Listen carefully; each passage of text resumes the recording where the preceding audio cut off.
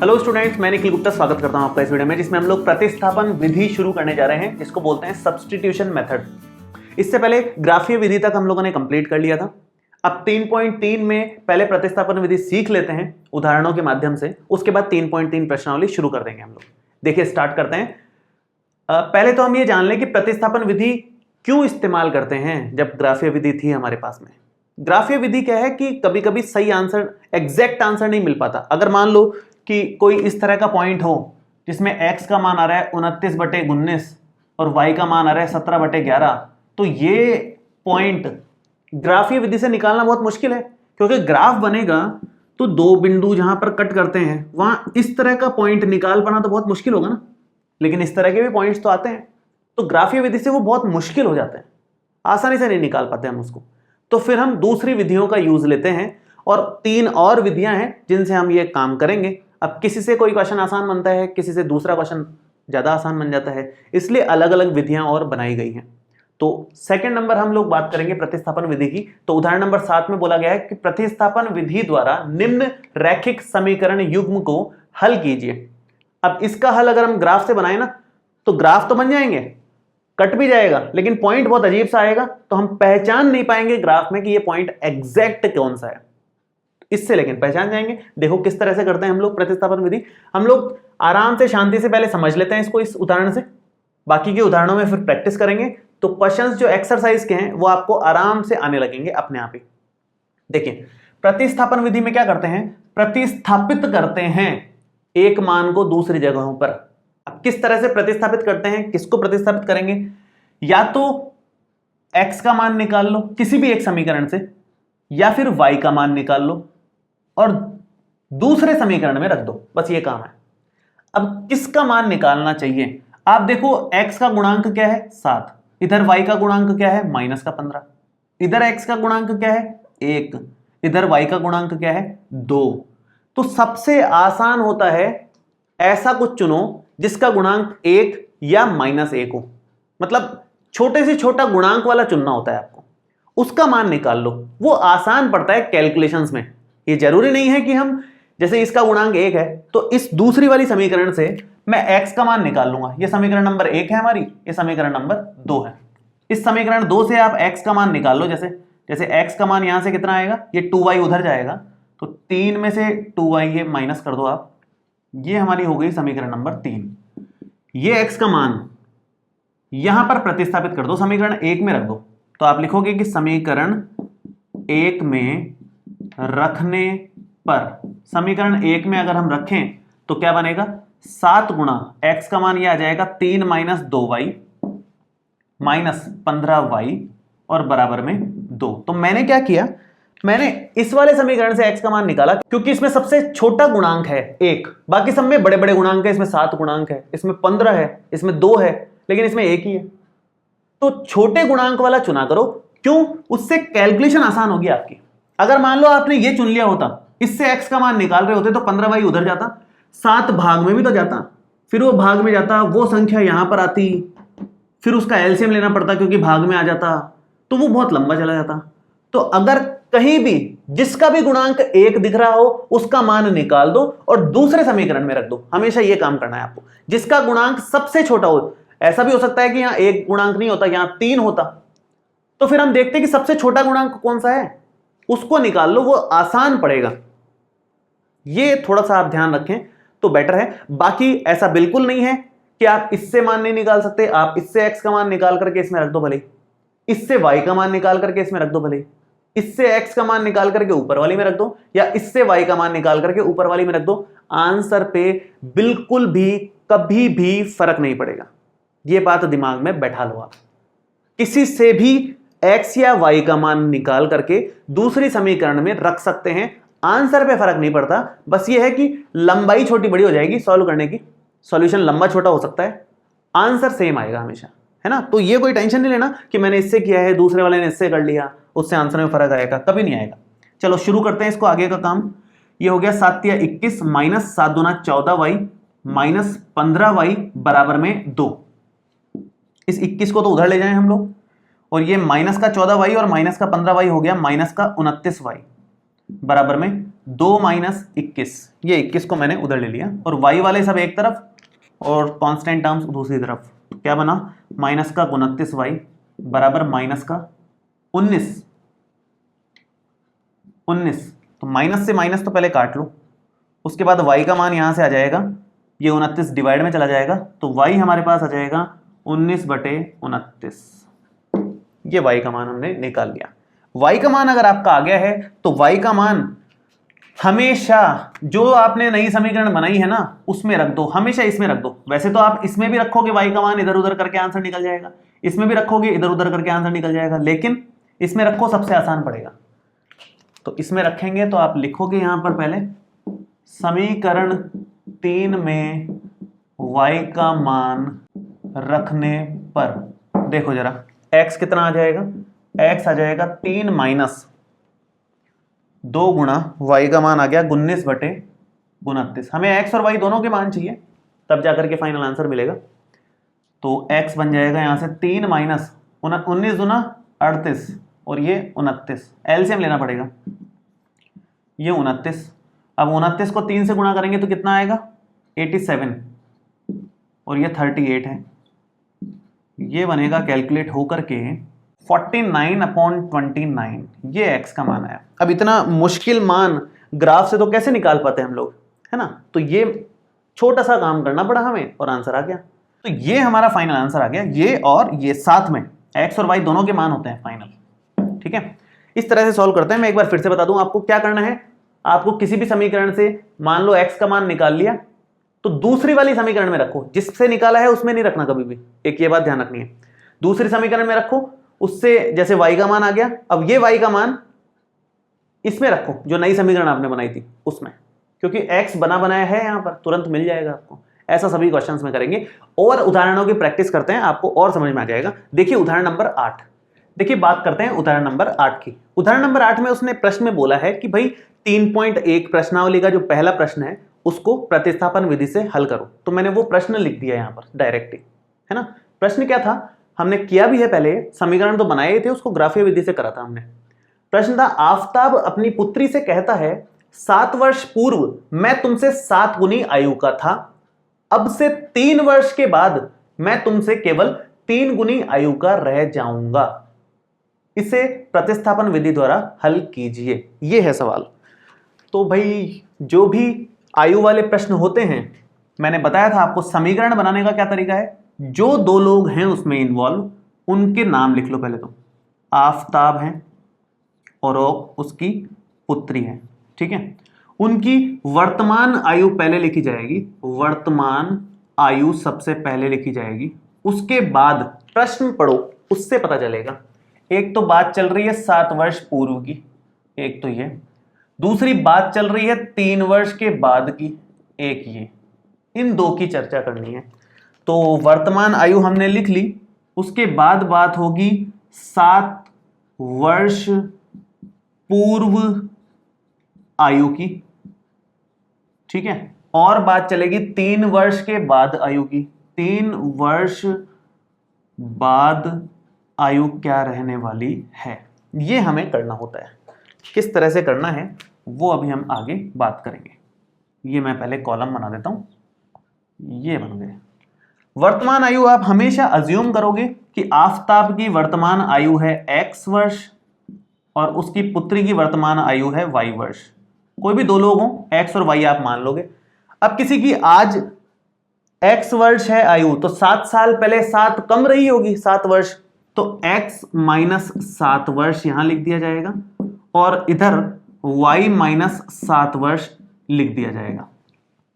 दोनों की 7-7 साल कम हो गई, 7 साल पहले आयु, और अभी से वर्तमान आयु से 3 वर्ष के बाद आयु कितनी हो जाएगी, 3 जोड़ दो उसमें। तो यहां पर x पे 3 जोड़ोगे तो x प्लस 3 वर्ष हो गई यहां पर, तो और यहां पर y प्लस 3 वर्ष हो गई। ये हमें करना होता है। इतना तो क्वेश्चन पढ़ करके अभी तक हमने किया। क्वेश्चन पूरा डिटेल में ढंग से नहीं पढ़ा, मतलब क्या कंडीशंस दे रखी है वो नहीं पढ़ा, केवल किस किस ईयर की बात चल रही थी वो यहां पर जमाया है अभी तक। अब प्रश्न पढ़ करके हम लोग समीकरण बनाएंगे और फिर उसको प्रतिस्थापन विधि से हल करेंगे। देखो क्या समीकरण बनेगा। सबसे पहले तो 7 वर्ष पूर्व की बात कर रहे हैं। 7 वर्ष पूर्व ये रहा, इसकी बात करनी है। इसमें क्या बोला उसने, वापस पढ़ेंगे ध्यान से। आफताब अपनी पुत्री से कहता है कि 7 वर्ष पूर्व, मतलब इस केस में मैं तुमसे 7 गुनी आयु का था। आफताब कह रहा है कि मैं मतलब x माइनस 7 तुमसे मतलब y माइनस 7 से 7 गुनी आयु का था, और अब से 3 वर्ष के बाद, 3 वर्ष के बाद वाली बात चल रही है। अब 3 वर्ष बाद के लिए कहता है आफताब कि मेरी आयु तुम्हारी आयु से केवल 3 गुनी रह जाएगी। तो ये 3 गुना रह जाएगा y प्लस 3 का। 7 साल पहले वाले केस में तो 7 गुना था, इधर 3 वर्ष बाद वाले केस में ये आयु इस वाली आयु की 3 गुना रह जाएगी। इससे 2 समीकरण मिल जाएंगे आसानी से। क्या मिलेंगे, सॉल्व कर लेते हैं आगे। ये सॉल्व होगा तो x माइनस 7 बराबर आएगा 7y माइनस 49 के। तो यहां से x का मान आ गया 7y माइनस 49 और प्लस का 7। तो ये थोड़ा इधर कर देता हूं मैं, जगह नहीं है नीचे। तो x का मान फाइनली यहां से मिल जाएगा हमारे को 7y और माइनस में 42। ये है x का फाइनल मान, समीकरण नंबर 1। ठीक है, अब बात करेंगे इस समीकरण की। इसको पूरा प्रॉपर बना लेते हैं। क्या बनेगा देखो, इधर करते हैं, इधर जगह नहीं है। तो ये x प्लस 3, एक बार लिख देता हूं मैं पूरा। x प्लस 3 है 3 गुना y प्लस 3 का, जरा गुणा कर लो अंदर। तो ये x प्लस 3 बराबर आएगा 3y प्लस 3 तिया 9 के। ठीक है, और ये x बराबर आ गया 3y प्लस 9 माइनस 3, मतलब x आ गया 3y प्लस 6 के बराबर। समीकरण नंबर 2 हो गए। ये 2 समीकरण हमने निकाल ली, वो हमने पहले भी निकाल ली थी, हालांकि फिर से रिपीट कर लिया ताकि प्रैक्टिस हो जाए, और कोई बात नहीं है। ठीक है, अब प्रतिस्थापन विधि से हल करना है इसको। हमने ग्राफ ऐसे किया था। प्रतिस्थापन में क्या करते हैं, किसी एक समीकरण से x या y का मान निकाल करके दूसरे समीकरण में रख देते हैं। किससे निकालते हैं, जिसमें निकालना आसान पड़े हमारे को। ये जरूरी नहीं है किससे निकालना है, जिससे भी निकालना आपको आसान पड़े उससे निकाल लो x या y का मान और दूसरे वाले समीकरण में रख दो। यहां पर दोनों ही समीकरणों में आसानी से निकला हुआ है x का मान, इसमें भी निकला हुआ है, इसमें भी निकला हुआ है। तो किसी भी एक समीकरण से उठा करके दूसरे में रख दो। जैसे ये मान निकला समीकरण 2 से, तो मैं यहां लिख देता हूं कि समीकरण 1 में x का मान रखने पर, यहां से हम समीकरण 2 से 1 में रख देते हैं, 1 में रख रहे हैं। तो 1 में x का मान रखोगे तो x की जगह ये लिख दोगे आप 3y प्लस में 6 बराबर, यहां पर चल रहा है 7y माइनस में 42।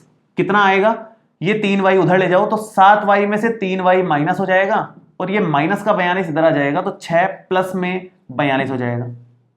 ठीक है, ये 3y उधर ले गए। y वाले सारे इकट्ठे कर लेते हैं, अचर पद सारे इकट्ठे कर लेते हैं, उससे y का मान आ जाएगा आराम से।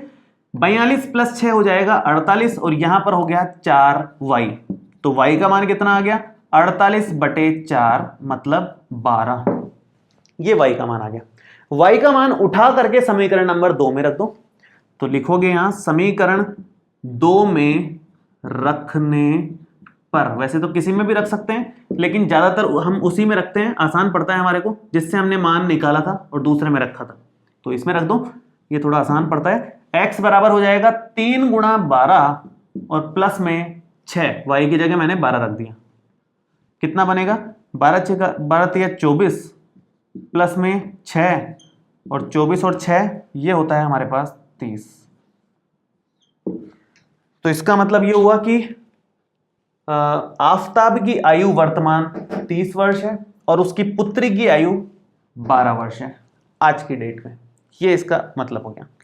तो बहुत आसानी से मतलब हमने सॉल्व कर लिया। ग्राफ में तो ये था कि भाई यहां तक तो समीकरण आई है, अभी हमें इतना लंबे 2-2 ग्राफ बनाने पड़ेंगे, 2-2 पॉइंट्स लेकर के, और फिर जाकर के आंसर आएगा। इसमें इतने से काम करने पर आंसर आ गया, समीकरण मिल गई तो फिर काम छोटा हो गया काफी।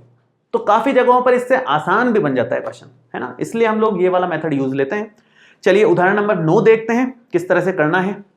देखिए बात करते हैं उदाहरण नंबर 9 की। 2 पेंसिल और 3 रबड़ों का मूल्य 9 रुपए है। ये उदाहरण नंबर 2 ही है, इसमें लिखा भी था, मैंने वो चीज नहीं लिखी कि ये उदाहरण नंबर 2 ही है, हमने किया हुआ है। हमें इसको प्रतिस्थापन विधि से करना है बस। क्या है उदाहरण, 2 पेंसिल और 3 रबड़ों का मूल्य 9 रुपए है और 4 पेंसिल और 6 रबड़ों का मूल्य 18 रुपए है।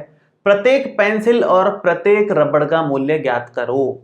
मैंने आपको स्टार्टिंग से बताया है कि जिस चीज पे क्वेश्चन मार्क है, ये क्वेश्चन मार्क ये है, प्रत्येक पेंसिल और प्रत्येक रबड़ का मूल्य ज्ञात करो या क्या है मूल्य।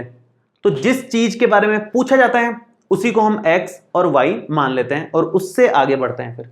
ठीक है, तो शुरू करेंगे। क्या क्या पूछा है?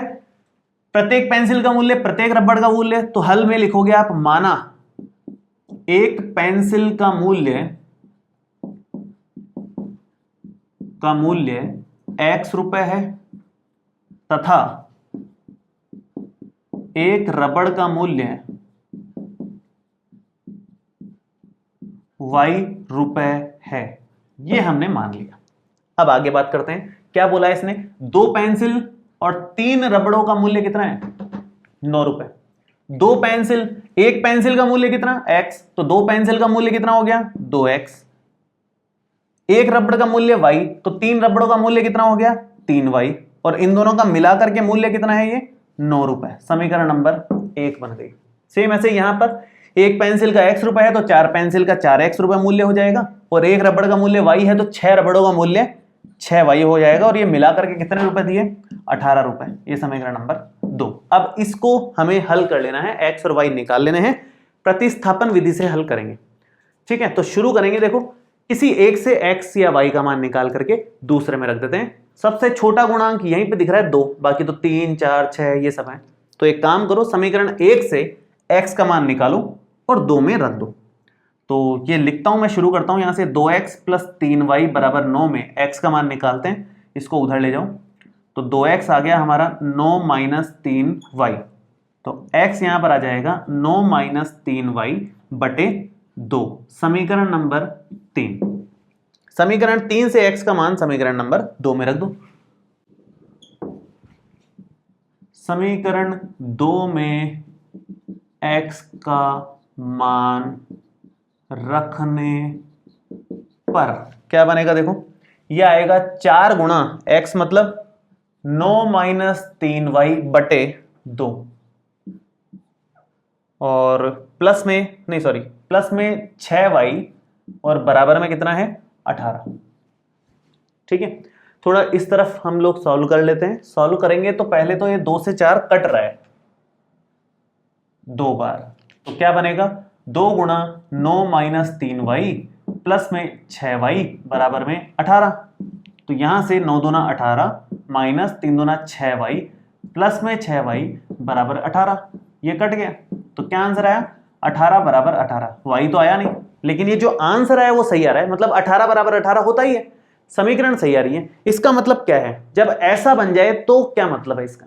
y का मान कुछ नहीं आ रहा, लेकिन 18 बटे 18 आ रहा है, मतलब y का मान कुछ भी ले लो x के इस मान के लिए तो आंसर आ जाएगा। तो ऐसी सिचुएशन कौन से केस में होती है? जब समपाती रेखाएं होती है ना, एक के ऊपर एक रेखा होती है, तो ऐसी परिस्थिति आती है हमेशा लास्ट में। एक ऐसी समीकरण आ जाएगी जिसमें दोनों चीजें बराबर आएंगी और y का मान नहीं निकलेगा कभी भी उस केस में। तो जब ऐसा मान आए तो फिर समझोगे आप कि ये समपाती रेखाएं हैं। समपाती रेखाएं हैं। समपाती रेखाएं का मतलब हो गया कि दोनों सेम ही है। एक्चुअल में आप ध्यान से देखो, इसमें 2 कॉमन ले लो, ये 2 कॉमन लेोगे तो ये 2x तो यहां बचेगा और 3y यहां बचेगा, और बराबर में 18 ही है। तो ये 2x + 3y बराबर 18 बटे 2, मतलब कितना हो जाएगा? 9।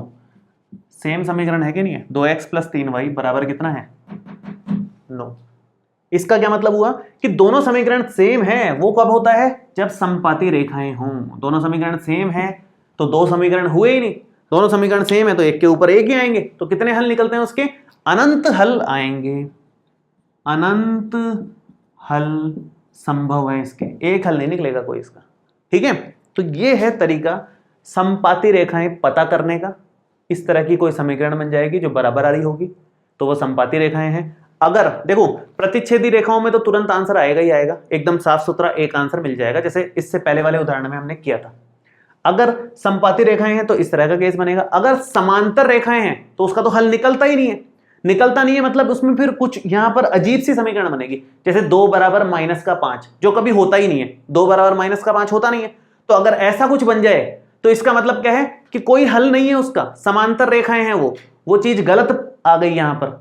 लेकिन अगर यहां पर सही कोई चीज आ जाए, जैसे 18/18, 5 = 5, -3 = -3, ऐसा कुछ आ जाता, तो इसका मतलब वो समपाती रेखाएं हैं। तो यहां पर सही चीज आ रही है तो समपाती रेखा, गलत चीज आ रही है तो समांतर रेखा, और अगर y का मान साफ सुथरा निकल रहा है तो प्रतिच्छेदी रेखा, वो तो फिर हल निकल ही गया उसका। ठीक है, अगला प्रश्न देखते हैं, वो समांतर रेखा से संबंधित है। आपको समझ में आ जाएगा कि समांतर और समपाती में फर्क क्या है, कैसे पहचान में आएगा क्वेश्चन करते समय। देखिए उदाहरण नंबर 10। उदाहरण नंबर 10 जो है ये भी हमने पहले किया हुआ है, उदाहरण नंबर 3 था, लेकिन अभी से प्रतिस्थापन विधि से करना है। देखिए क्या था वो, दो रेल की पटरियां समीकरणों x + 2y - 4 = 0 और 2x + 4y - 12 = 0 द्वारा निरूपित की गई हैं। क्या रेल पटरियां एक दूसरे को काटेंगी? एक दूसरे को काटेंगी कि नहीं काटेंगी ये पता चलेगा समांतर है कि नहीं है उससे। तो वो अभी करेंगे हल तो समझ में आ जाएगा आपको। देखो शुरू करते हैं हम लोग। सबसे पहले तो पहले दोनों समीकरणों को लिख लेते हैं। एक समीकरण है x + 2y - 4 = 0, समीकरण नंबर 1 है, और दूसरी है 2x + 4y - 12 = 0, समीकरण नंबर 2। अब यहां पर समीकरण 1 से x का मान निकालना काफी आसान है, क्योंकि इसका गुणांक 1 दे रखा है, तो यहां से x का मान निकाल लो और दूसरी वाली में रख देंगे। तो समीकरण 1 से x का मान निकालेंगे, तो मैं समीकरण नंबर 1 वापस लिख देता हूं एक बार। तो x कितना आ जाएगा, यहां से -4 उधर जाकर के +4 हो जाएगा, +2y उधर जाकर के -2y हो जाएगा, समीकरण नंबर हो गई 3। ये मान उठा करके 2 में रख दो, तो समीकरण 2 में x का मान रखने पर, देखो ये मान उठा करके यहां रखना है, मैं इधर कर देता हूं, 2 गुणा x का मान 4 - 2y, 4 - 2y प्लस में 4y और माइनस में 12 और बराबर में 0। इसको थोड़ा सा हल कर लेते हैं। 4 दूना 8 हो गया, 2 दूना 4y हो गया, ये 4y हो गया और माइनस का 12 हो गया और बराबर में 0 हो गया। ये कट गया हमारा। 8 - 12 माइनस का 4 होता है और वो बराबर में 0। तो ये तो असंभव है ना, यह संभव नहीं है, यह संभव नहीं है। अतः दिए गए समीकरण युग्म का हल संभव नहीं है, का हल संभव नहीं है। क्यों नहीं है? क्योंकि ये गलत बात आ गई ना, -4 कभी 0 के बराबर थोड़ी होता है, ये तो गलत बात आ गई। अगर सही बात आती तो समपाती रेखाएं, गलत बात आई है तो समांतर रेखाएं, क्योंकि ये तो गलत आ गई तो इसका मतलब समीकरण का युग्म का हल संभव नहीं है। अतः दोनों रेखाएं समांतर हैं, ये करना था इसमें। तो उसमें भी समांतर निकाल लिया था हमने ग्राफ बना करके, यहाँ पर सीधा सीधा निकल गया बहुत आसानी से। तो इस तरीके से प्रतिस्थापन विधि से काफ़ी ज़्यादा आसान हो जाता है ग्राफीय विधि के मुकाबले क्वेश्चन को करना। तो उदाहरण तो हमने सारे कर लिए हैं। अगले वीडियो से हम लोग प्रश्नावली 3.3 शुरू कर देंगे। इस वीडियो में आपको कोई भी डाउट हो तो आप नीचे कमेंट बॉक्स में लिख सकते हैं, और ये वीडियो कैसा लगा ये भी कमेंट करके जरूर बताएं, ताकि हमें और मोटिवेशन मिले नए नए वीडियोस को बनाने का। तो मिलते हैं आपसे अगले वीडियो में। Thank you so much.